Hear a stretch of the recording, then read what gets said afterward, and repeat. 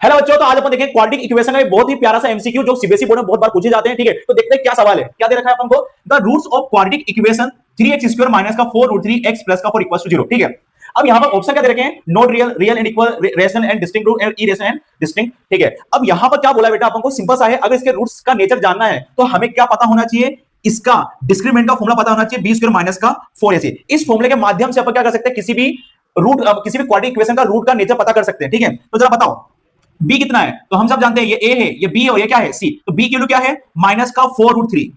ठीक है, इसकी पावर 2, ये माइनस है। ठीक है, 4 इंटू कितना है बेटा? a कितना है? 3 एंड c कितना है? 4। तो d बराबर -4 का स्क्वायर 16। ठीक है, और स्क्वायर से रूट कैंसिल हो जाएगा तो 3 बचेगा। 4 4 जा 16। ठीक है, और 16 3 जा कितने होते हैं?